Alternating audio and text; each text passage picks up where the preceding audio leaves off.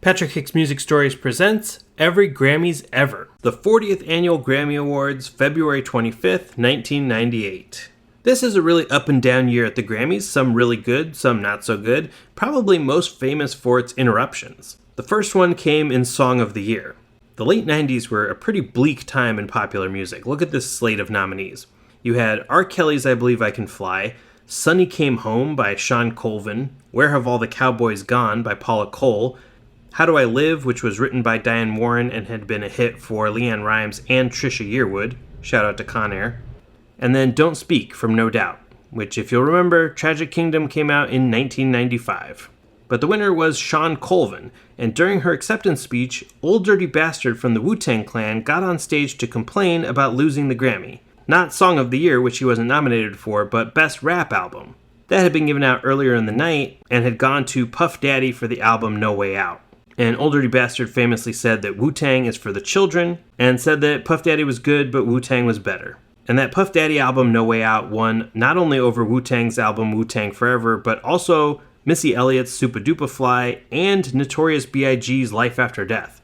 So ODB was definitely justified. Why he did it during Sean Colvin's acceptance speech for Song of the Year, I don't know, but it had to be said. Thank you, Mr. President. Good song? Yeah. I'm confused now. Now, Record of the Year tonight also went to Sean Colvin, so she got another chance. In that category, she beat R. Kelly and Paula Cole, but also Hanson's Mbop and Sheryl Crow's Every Day is a Winding Road. Moving on to Best New Artist, Sean Colvin didn't win in this category, despite the fact that Sonny Comes Home was her first and only hit, because she'd actually won a Grammy before. She won a Grammy for Best Contemporary Folk Album at the 33rd Annual Grammy Awards back in 1991 for her debut album Steady On. Instead, the winner was Paula Cole, who won Best New Artist over Puff Daddy, Hanson, Erykah Badu, and Fiona Apple. So maybe the Best New Artist curse is real. Now, even though Fiona Apple's Title came out in 1996, she does get her first nominations tonight. She's also nominated in Best Rock Song for Criminal, and she gets her first win. She wins in Best Female Rock Vocal Performance for the song Criminal. The year before, at the MTV Video Music Awards, Fiona Apple had famously said in her acceptance speech that this world is bullshit. Something that she got a lot of flack over, but something I agree with her on. Fellow Best New Artist nominee Erykah Badu also gets her first nominations and wins tonight. She wins Best R&B Album for Baduism and Best Female R&B Performance for On and On. Also getting their first nominations tonight are Tool, who win Best Metal Performance, and Radiohead, who win for Best Alternative Music Performance for OK Computer.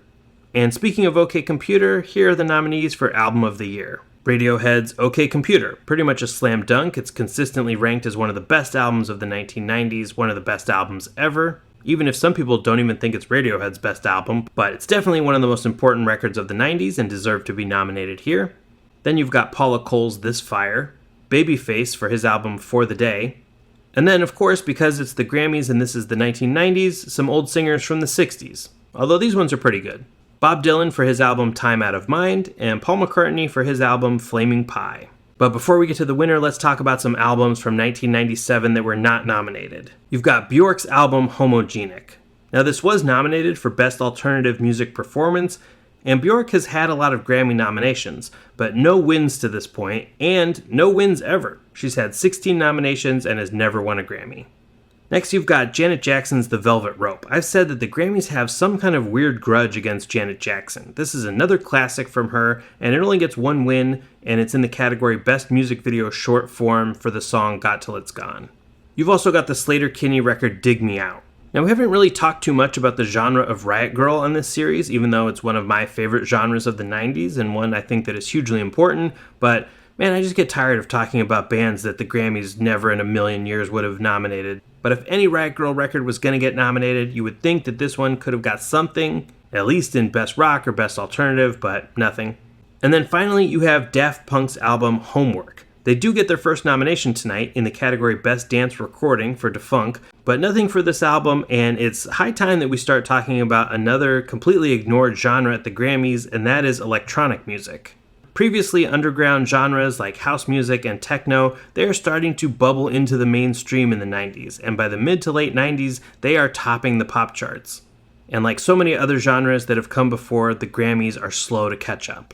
And the album of the year goes to Time Out of Mind, Bob Dylan. Daniel Langlois, producer. Bob Dylan's Time Out of Mind. So the other big interruption of the night was, of course, Soy Bomb. During Bob Dylan's performance tonight of his song from Time Out of Mind, Lovesick, a background dancer named Michael Portnoy, who was a comedian and performance artist, he leapt out of the background, took off his shirt, and danced next to Bob with the words Soy Bomb written on his body. Nobody knew what it meant, and he gave an explanation later about how art is supposed to be nourishing and explosive, something like that, but it was a pretty notable Grammy moment.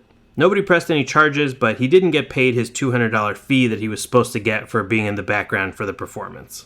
Now I gotta say, OK Computer probably should have won here, but I have a real soft spot in my heart for Bob Dylan's Time Out of Mind. I was hugely obsessed with Bob Dylan in high school, and when this album came out, I loved it. I listened to it constantly. I think it is up there with some of his best records from the 60s and 70s. I think this is a classic, so I'm not mad at them giving this to him. And after all the albums in the 60s and 70s that got robbed, it's good to see him finally get an Album of the Year win on his own. So thanks for tuning in, and I'll see you next time for the highs and lows of the 41st Annual Grammys in 1999. I don't see why I should even care.